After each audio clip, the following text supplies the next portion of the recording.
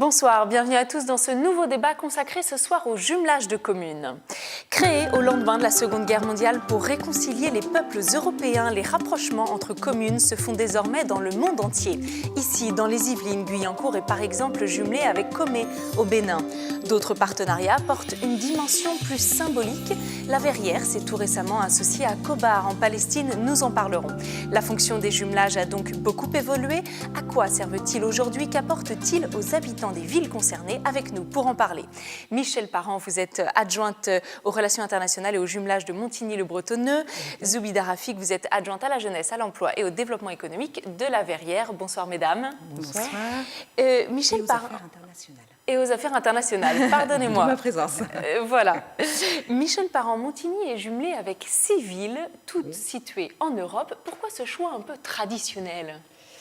Eh bien, c'est un choix de la ville, c'est un choix tout à fait, qui me paraît tout à fait normal, parce que le but c'est de la construction européenne au départ, puisque nous sommes jumelés premièrement avec l'Allemagne, ce qui était un jumelage très important et symbolique en 1988, ensuite avec l'Angleterre, Denton dans la banlieue de Manchester, Wicklow en Irlande, parce que si on se jumelle avec l'Angleterre, il faut aussi se jumeler avec l'Irlande, c'est mieux.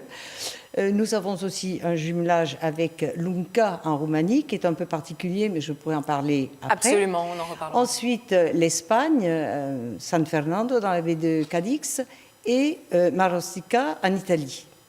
Voilà, donc les 4 langues principales qui sont enseignées dans nos écoles sont représentées dans ces jumelages. Voilà.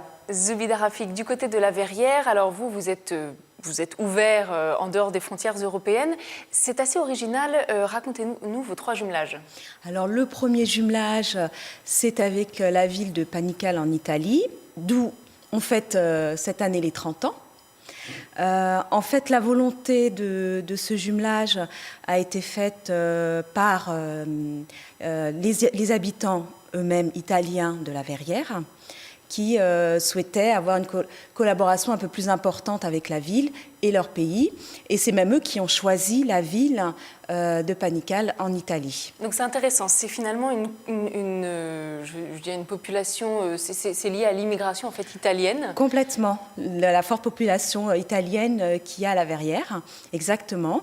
Ensuite est venu le jumelage avec le Mali, la ville de Diabigué. Là aussi, c'est un ressortissant malien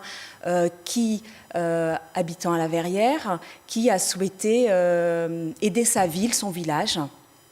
Et comme vous le savez, les immigrés envoient souvent les moyens financiers à leur famille, village, pour les aider. Et souvent, ils se créent en association. Et donc, le Secours populaire, à l'époque, aidait énormément ces associations-là pour aider les familles et les villages. On reparlera des mécanismes juste exactement. Après. Et le dernier jumelage. Et le dernier, c'est tout récent. Nous l'avons signé au mois de février avec une ville de Palestine, Khobar. Voilà. Michèle Parent, justement, il y a cette dimension humanitaire au niveau des jumelages. Ce ne sont pas seulement des échanges scolaires. Vous avez, vous aussi, eu un rôle là-dedans avec la Roumanie, notamment.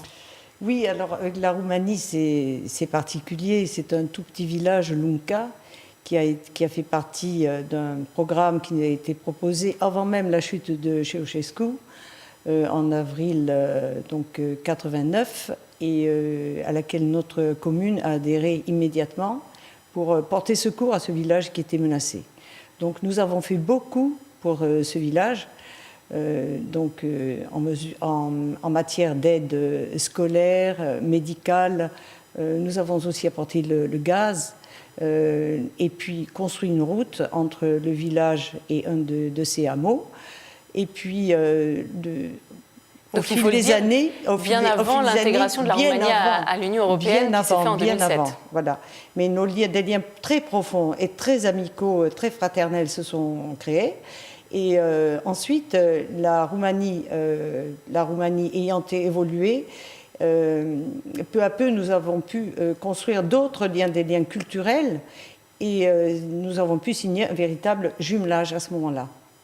Zoubida Rafik, pourquoi vous avez justement cherché à vous associer avec à vous associer avec des villes hors d'Europe?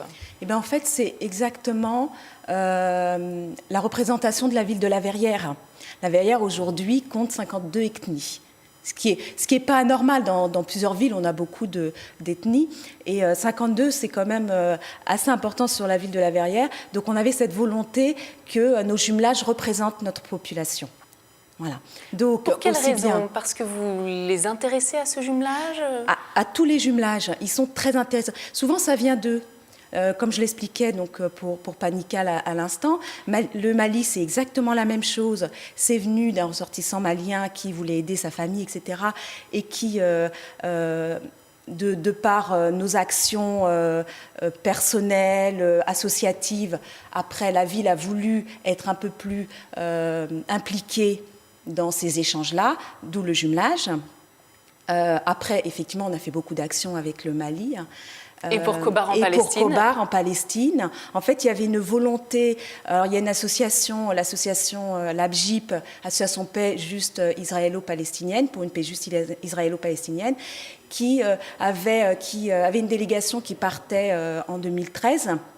Et le maire Alain Hajjaj, à l'époque, nous avait demandé de trouver un village ou une ville qui correspondrait un petit peu à la ville de La Verrière. Donc je faisais partie de cette délégation en tant que membre de l'ABJIP et on a effectivement eu l'opportunité de trouver cette ville qui correspondait à la ville de naissance de Marwan Barghouti, qui est citoyen d'honneur de la ville de La Verrière.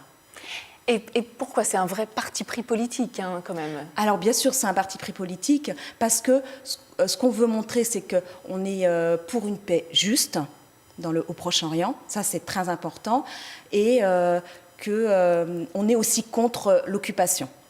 Israélienne. Voilà. Israélienne, ça c'est important, et ça se ressent dans la ville de La Verrière, des habitants qui sont très au fait de tout ce qui se passe au Proche-Orient, et donc c'est important, nous, en tant qu'élus de la ville, de refléter exactement cette opinion exactement publique. Cette opinion très importante de nos concitoyens.